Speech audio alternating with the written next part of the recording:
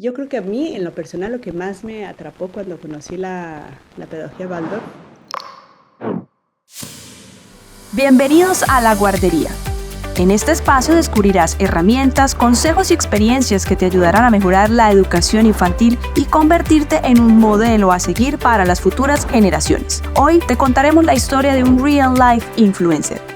Acompáñanos y emprende con nosotros. Bienvenidos de nuevo al podcast La Guardería. Hoy nos acompaña Silvia Carabias. Ella es maestra Waldorf, especialista en pedagogía curativa y arte terapia antroposófica y una gran amiga mía y de la familia. Silvia, bienvenida aquí a La Guardería. Muchas gracias, Julie. ¿Cómo estás? Súper feliz aquí de tenerte. Silvia estuvo en la Chalker Expo 360 el pasado 27 de octubre y haciendo su ponencia sobre los ciclos naturales de la infancia, conocidos como los ritmos, y quedamos con ganas de saber un poco más sobre algunos temas que vamos a ir conversando hoy. Pero bueno, antes de entrar a esto, nos gustaría pues que nos contaras un poquito de ti. ¿Quién es Silvia? ¿Cómo llegaste a convertirte en maestra Waldorf? Y bueno, ¿y por qué? ¿Cómo inició todo esto?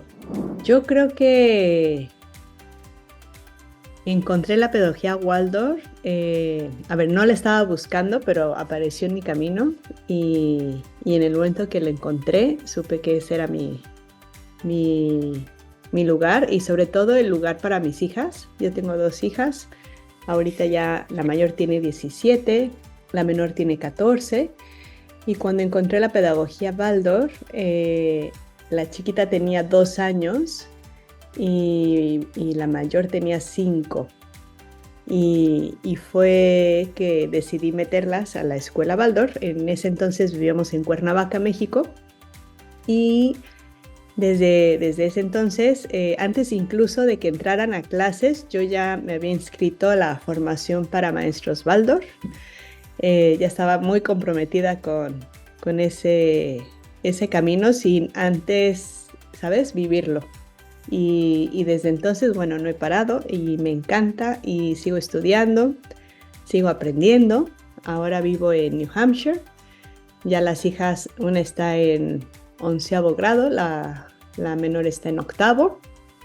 Y han sido estudiantes Waldorf. Yo he sido maestra Waldorf, entonces he podido conocer de la pedagogía de diferentes ángulos, como mamá y como maestra. Y me encanta. Claro. Bueno, yo soy testigo de la pasión con la que Silvia lleva a cabo todo lo que es esta pedagogía y la trae a casa y la vive por los poros todos los días de su vida. Y bueno, pero a veces, pero ¿qué es eso? ¿Qué es Waldorf? ¿Qué es Waldorf? ¿Por qué? Entonces vamos a explicar un poquito qué es esta pedagogía, de qué se trata. Bueno, la pedagogía Waldorf ya lleva más de 100 años de existir. Quien la crea se llama Rudolf Steiner y en su época, hace 100 años, el dueño de una cigarrera le pide que por favor desarrollara una escuela para sus trabajadores y bueno, él se da la tarea de desarrollar la currícula y algo que es muy diferente de otras pedagogías es que hay mucho trabajo manual en cada grado hay una currícula de trabajo manual, ¿no? Entonces, por ejemplo, en primer grado los niños tejen, en segundo grado siguen tejiendo con agujas y yo creo que a mí, en lo personal, lo que más me atrapó cuando conocí la pedagogía Waldorf fue que los niños pudieran, aparte de aprender lo que la mayoría de los niños aprenden, tuvieran esta conexión con las manos y de poder crear cosas y a través de este trabajo manual, pues ir fortaleciendo su voluntad En tercer grado trabajan con crochet, en cuarto grado hacen punto de cruz, en quinto grado trabajan con 5 agujas y hacen calcetines o gorros. En sexto grado hacen unas muñecas hermosas y también es una especie de despedir a ese niño o esa niña y después como dar paso a la adolescencia. Y así cada grado hay un material curricular que está diseñado y va en relación a su desarrollo físico, espiritual, emocional. Y eso creo que es lo que más me gusta, que la currícula está diseñada y va de la mano en el desarrollo de ese niño o esa niña. Y bueno, hace ratito decías de los ritmos, es que también la pedagogía Waldorf está fundamentada en la antroposofía y en este conocimiento del ser humano y cómo cada septenio hay unos cambios importantes en el cuerpo físico, en el cuerpo anímico, y cómo ir fortaleciendo desde la currícula a ese desarrollo del ser humano. Interesantísimo que queremos saber más. Bueno, dice 100 años, o sea, no es ni tan antiguo ni tan moderno, ¿no? Ahora, ¿cuál es como esa diferencia entre la pedagogía Waldorf y la pedagogía convencional o la tradicional? ¿Tú qué crees? Bueno, una diferencia es que las clases, digamos, las clases que van a recibir los niños y las niñas van a tener, aparte de su main lesson, ¿no? De su clase principal, van a tener clases de trabajo manual, dependiendo del grado van a tener barro, van a tener talla en madera. Es una currícula muy artística y digamos que el arte ayuda para también este desarrollo del alma, también para poder fortalecer este ser humano y que también ellos se vuelvan seres humanos autocríticos, tienen una capacidad de mirar la vida de tantos ángulos y así como en una paleta de colores hay diferentes matices, yo creo que se les abre un espectro del mundo, una sensibilidad de conectar con el mundo que los rodea.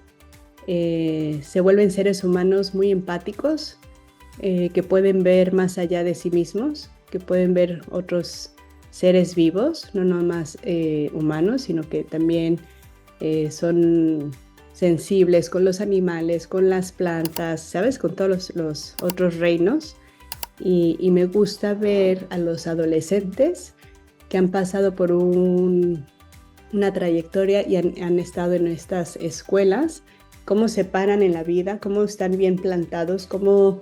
me acuerdo que la primera vez que fui a una escuela Waldorf, que fue la de Cuernavaca, estaba yo esperando para pedir informes y justo llegaban jóvenes a la cafetería a comprar su lunch, pero los veía de una manera físicamente bien plantados y cómo se dirigían entre ellos y cómo me llamó mucho la atención cómo se plantaban y verlos tan en su centro, pero a la vez tan, ¿sabes? Tan abarcantes de todo lo que estaba sucediendo alrededor de ellos. Me llamó mucho la atención.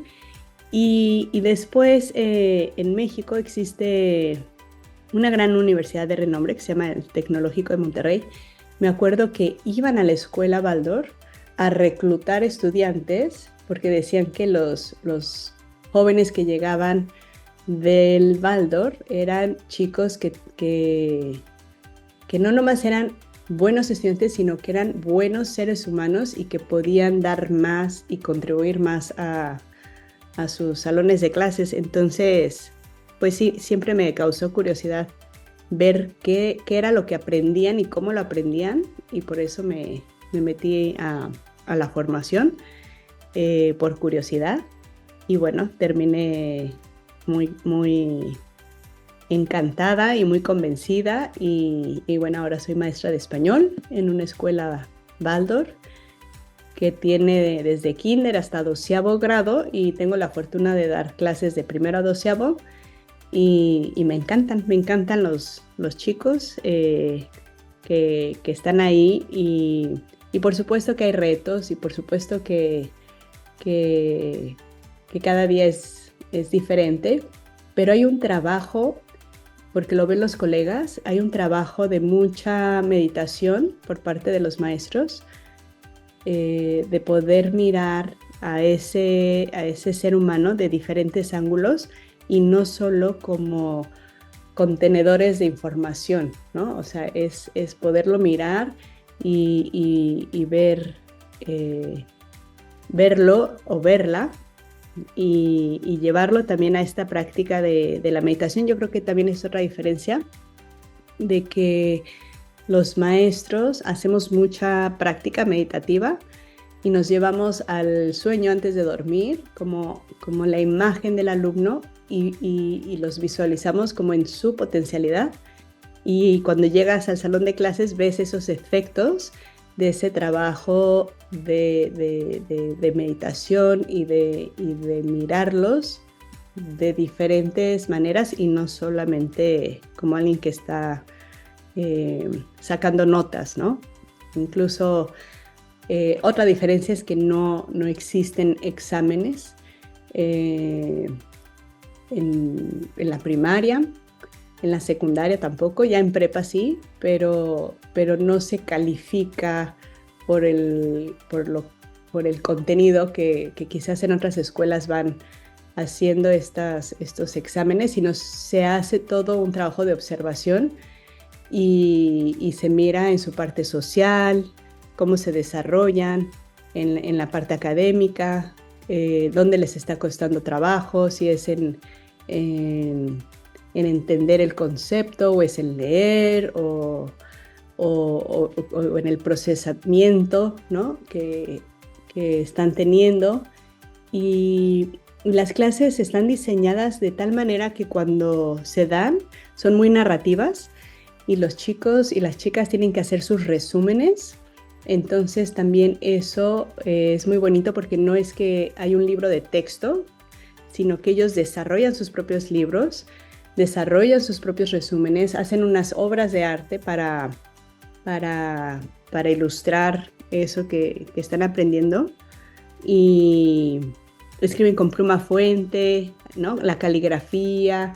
Hay tanta reverencia y tanto amor a lo que hacen, que esos libros después son como tesoros. O sea, yo los sigo conservando como mamá, y me encanta, porque cada que ojeo uno de sus cuadernos, que después se transforman en libros, son unas obras de arte. Es muy bonito.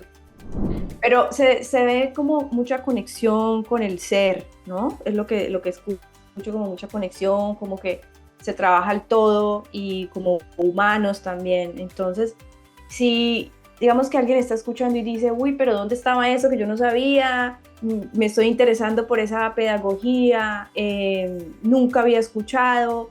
¿Qué les dirías a ellos? O sea, ¿qué consejo les puedes dar a esas personas para que comiencen como a incursionarse en esta pedagogía?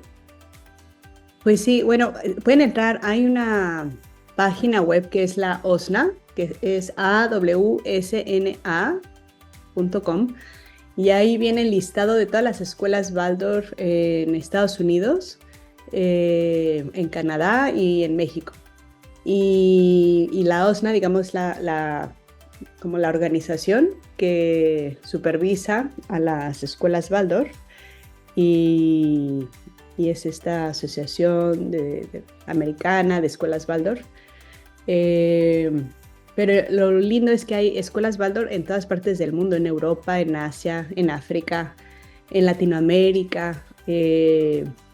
Entonces, en esta escuela donde trabajo es la única escuela con boarding, y entonces también nos toca recibir estudiantes de otras partes del mundo que están buscando una prepa Waldorf y es también muy rico ver que vienen de otras partes, Waldorf o no, porque también reciben de otras escuelas que no necesariamente son Waldorf, pero cuando llegan los estudiantes se dan cuenta y dicen, wow, aquí como que las cosas son diferentes y me ven diferente y se sienten diferentes porque son vistos como seres humanos. Esa es la mirada de nosotros como docentes, como maestros, y sobre todo ver sus potencialidades, ¿no? O sea, no enfocarnos como como en las carencias, sino como ayudar a fortalecer lo que tienen potencia. Entonces son como gérmenes en potencia y así los vemos. Bueno, entonces, digamos que una persona está escuchando y dice, yo quiero comenzar ya, ¿qué puedo hacer yo en mi guardería? ¿Sí? En las guarderías de cuidado infantil se manejan edades que van desde los 6 semanas hasta los 12 años. ¿Sí? Y aquí está el grupo en donde se pueden tener, de pronto tal vez tienen 8, 10, 12 o hasta 16 niños en una guardería. Entonces, en estas guarderías, ¿cómo tú crees que las profesionales de cuidado infantil podrían implementar con lo que tengan? Más o menos, ¿tú qué les dirías? Bueno, pues primero es ¿sabes? Algo que tiene que nacerles, esta inquietud de querer saber más y conocer. Yo recuerdo que cuando inicié me veía todos los videos que encontraba en YouTube y nada más ponía Escuela Waldorf y veía que salía. Hay muchos videos de maestras jardineras, que son las de kinder, en internet, en YouTube, y están ahí accesibles porque pues puedes aprender una ronda, una canción, un verso, cómo cambian la mesa de estación, porque tienen su mesita de estación y va cambiando dependiendo la época del año. Es muy bonito ver a las maestras jardineras porque inspira mucho de cómo aprenden los chiquitos. Aprenden mucho acerca de con narraciones, con rimas, con rondas, se sientan en círculo o cuando se sientan para comer, cómo van pasando los platitos o los vasitos, se sirven la comida y ya que están todos listos, entonces ya dicen en verso y entonces ya luego empiezan a comer y está desde esas criaturitas van aprendiendo, ¿sabes? A mirar y a esperar, a ser pacientes, a no nomás comer por comer, sino, ¿sabes? Y cada día de la semana tienen un cereal diferente, un día a la semana hacen pan, otro día de la semana hacen avena y comen avena con manzanas, comen muy sano. Y van haciendo diferentes celebraciones y cada celebración va alineado a los ritmos de la naturaleza, cuando es el otoño, cuando es el invierno, cuando es el verano o la primavera.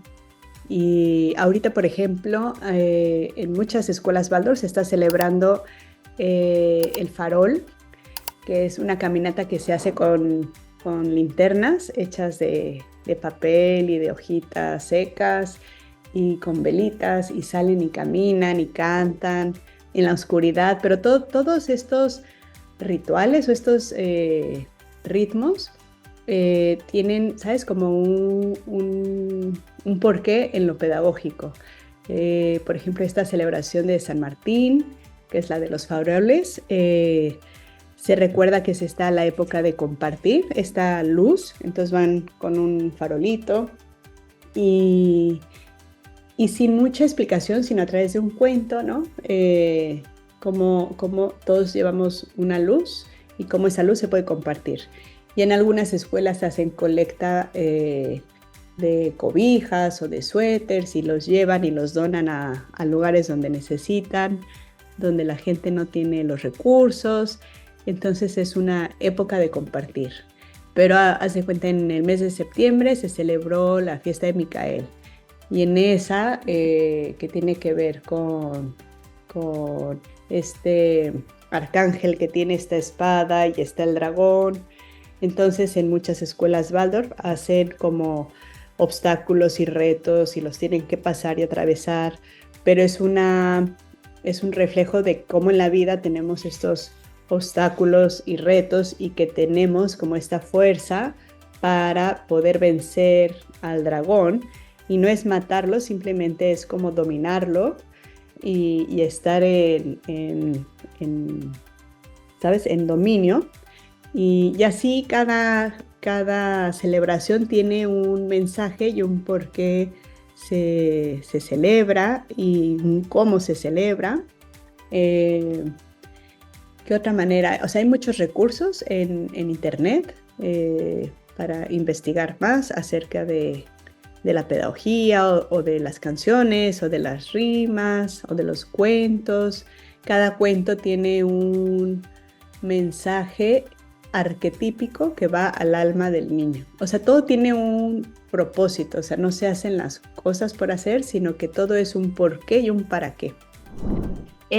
Cuando mencionas acerca de las celebraciones, ¿de dónde esas celebraciones de cada mes?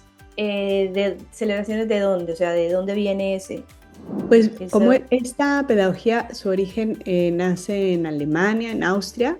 Entonces, esta celebración del farol es, digamos, típica en la cultura alemana, ¿no? O sea, la gente sale a las calles con su farol y cantan y van todos así como en línea con sus faroles en la noche, alumbrando. Y sí, la influencia es más europea, digamos, de estas celebraciones.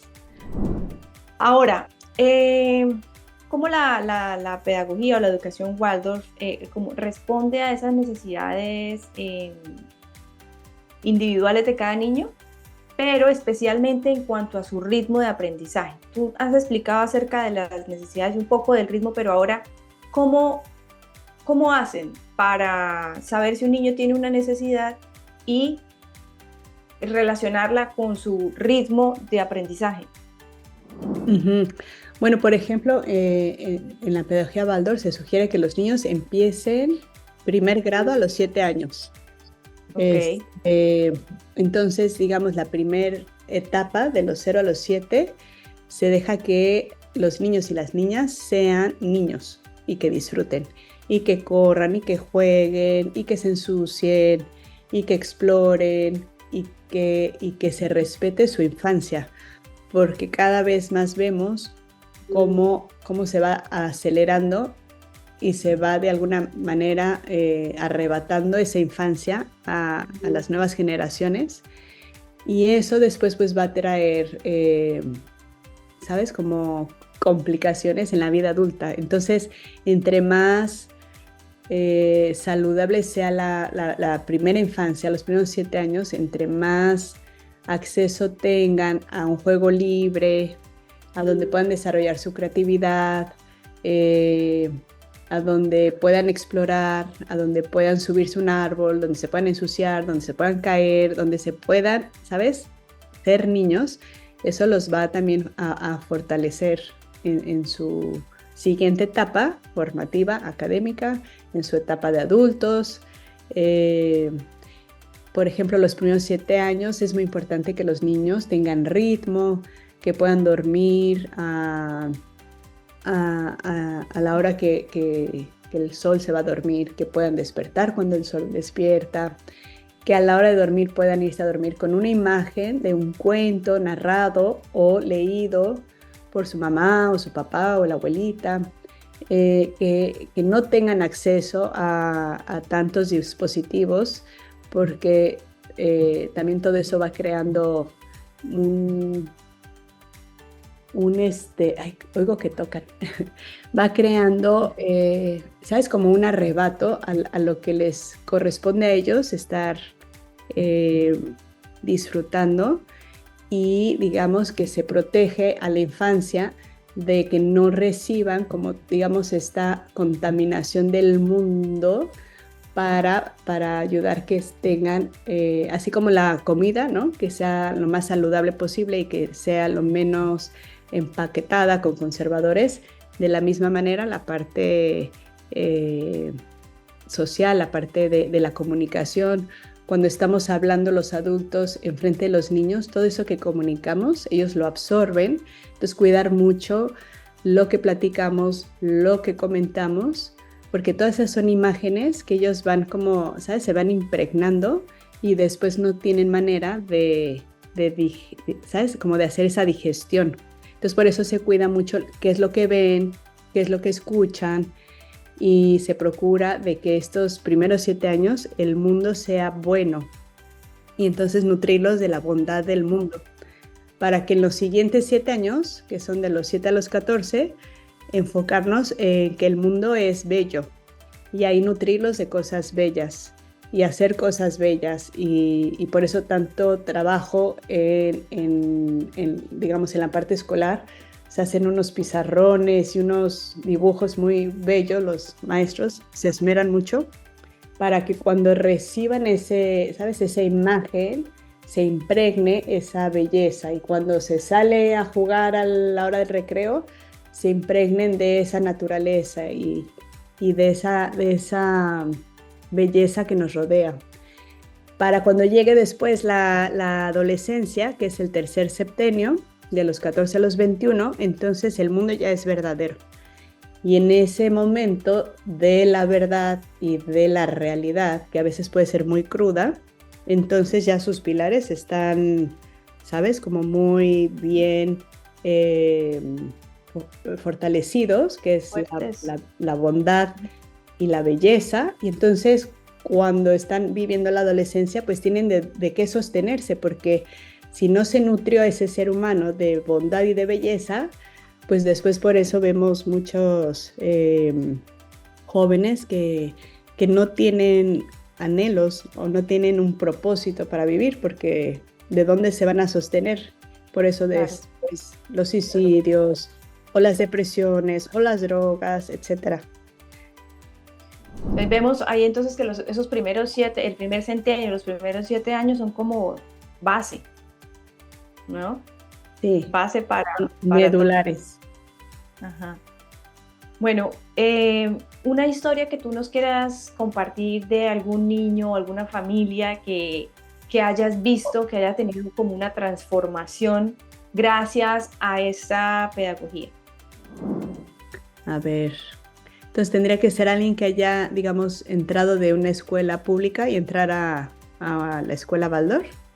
¿Puede ser? Sí. Bueno, a ver, ahorita yo me acuerdo de mi hija Valentina, que cuando la metí al Waldorf y tenía 5 años, ella ya había aprendido a leer y a escribir, porque estaba en una escuela Montessori y hacía matemáticas. Y cuando entró al Waldorf me decía, mamá, aquí nada más cantan, nada más jugamos, y era chiquitita de 5 años. Y entonces, cuando yo entendí que era importante, ¿sabes? Como rescatar esa parte de que jugara y de que cantara y se sumergiera y dejara de preocuparse por aprender. Y hablaba con su maestra, que en ese entonces, hasta la fecha, sigo en contacto con ella, una gran maestra, se llama Rosaura. Le decía, ay Rosaura, Valentina está muy preocupada porque dice que nada más canta. Me dijo, qué bueno, Silvia, qué bueno, está surgiendo efecto. Y fue tan bonito que después se le olvidó de que sabía leer y se le olvidó las matemáticas y después logró conectar con su niña y jugar y cantar y entró al juego libre y fue muy bello. Y ya después cuando pasó a primer grado, pues ya le tocó, ¿sabes? Como aprender junto con todos las letras y aprender a leer y a escribir. Y por supuesto que eso ya estaba ahí como guardado, dormidito, pero me dio mucha satisfacción ver que pudimos rescatar esa infancia y que no se indigestara, digamos, prematuramente de toda esta parte cognoscitiva, ¿no? Que va a llegar, simplemente que cuál es el afán de apresurarlo. Y hoy por hoy veo y veo en muchos niños Waldorf, que cuando van creciendo entonces traen esta sed de aprender genuina y viene desde acá adentro. Entonces ni siquiera se tiene que hacer un trabajo extra para que hagan las cosas, porque digamos se aplazó tanto la parte académica y pudieron sumergirse tanto en el juego que cuando ya llegan los conceptos académicos y la hora de aprender, entonces ya están ávidos de querer claro, ellos no quieren. Uh-huh. Wow. Eso se me hace como a nosotros como adultos también nos pasa lo mismo de alguna forma, cuando se pierde cuando hay esa desconexión, que tú dices como que ella decía, bueno, y a qué hora, solamente se la pasan cantando, ¿no? ¿En dónde está lo que tengo que aprender? Entonces el adulto también a veces está en el automático de, bueno, hay que trabajar, hay que hacer, hay que esto, y no hay esa otra parte o ese momento para como estar conectados cada uno con nosotros mismos. Entonces, bueno, fue tu hija la que hizo hizo esa transformación. Bueno, Silvis, pues ya para ir terminando, ¿qué consejos tú les darías a los padres o a las proveedoras de cuidado infantil que están como explorando nuevas formas de educar y cuidar a los niños? Yo creo que es reconectar con lo básico. Siempre menos es más. Es como la frase más utilizada. Menos es más. Menos información, ¿sabes? Le va a dar a ese niño o a esa niña más libertad de ser niño o niña. Menos dispositivos electrónicos también le va a sumar en su vida. Menos es más, creo que es una frase o algo con lo que me gustaría cerrar. También aprender a serenarnos como adultos, porque si nosotros estamos vibrando desde esta ansiedad de querer consumir y tener, es lo que les vamos a transmitir a esos pequeñitos. Y si nosotros logramos estar en un momento genuino de paz, de tranquilidad, entonces vamos a poderles transmitir esa paz, esa tranquilidad, esa confianza de que todo tiene su proceso. O sea, yo ahorita, por más que quiera acelerar las cosas, ahorita estamos en otoño, entrando al invierno, y toca aprender de la naturaleza y a entender que todo tiene su proceso y que va a surgir y que va a llegar en el momento que tiene que llegar, y que el que yo lo quiera acelerar no nos va a llevar a buen destino. Entonces mejor serenarnos, disfrutar el proceso y abrazar el tiempo, porque aparte es muy fugaz esos años que les llaman los años de oro. Entonces, los años de oro. ¿De 0 a 7 son los años de oro? Sí. Ok. Bueno, los años de oro. Golden years. Bueno, nos gustaría que si pudieras, yo sé que en la Childcare Expo tú recomendaste algunos libros para que compraran o para que le leyeran a los niños, así que pues también me gustaría que pudieras, si no los tienes en la mente, pues que los pudiéramos compartir después, libros, recursos o eventos que recomendarías como para aprender más sobre esta pedagogía o para que puedan comenzar a darles a los chicos, a los niños. Sí, bueno, en la presentación que hice estaba ahorita buscándola, ahí puse 4 libros, pero el que ahorita me viene a la mente es el de Disciplina con Amor, de Rosa Barocio. Es un gran libro, es muy fácil de leer, y hay otro que se llama Los Años de Oro, pero ahorita no recuerdo el autor. Pero yo empezaría con el de Disciplina con Amor de Rosa Barocio. Ok, anotado. Y para los niños después, para que les lean a los niños, entonces... No, ese sería como para, ¿sabes? Como para aprender nosotros como adultos. Para los adultos. Para mamás, para gente que trabaja con pequeñitos. Sí. Silvia tiene su Instagram, si ustedes la quieren seguir, ella también da terapias curativas. Cuéntanos esa otra parte que tú haces. Bueno, hago arteterapia con niños, con adultos. Y lo de la pedagogía curativa es más para trabajar con niños con capacidades diferentes, ¿no? Digamos, con síndrome de Down o con Asperger o con algún espectro. Y bueno, esas son herramientas para poder trabajar con niños o adultos. Y la verdad que el Instagram que tengo es un Instagram personal, o sea, no es como que ponga contenido educativo. Yo creo que ya voy a abrir alguna bueno, sí. plataforma donde pueda compartir contenido educativo, porque no tengo así como algo que yo esté como compartiendo, más bien comparto experiencias personales, así, nada, vale, con un enfoque. Ahora que mencionas, tengo que hacerte esta pregunta porque ahorita que lo mencionas sobre de pronto niños con, tú dices síndrome de Down, tal vez autismo, que es lo que se ve mucho ahora en esta época, ¿en la pedagogía Waldorf también se incluye? Sí, hay niños que pueden, a ver, depende mucho de la constelación del salón y del maestro que está a cargo de ese grupo, porque ese maestro que recibe a un grupo de primer grado los lleva hasta octavo grado. Es el mismo maestro durante esos años académicos.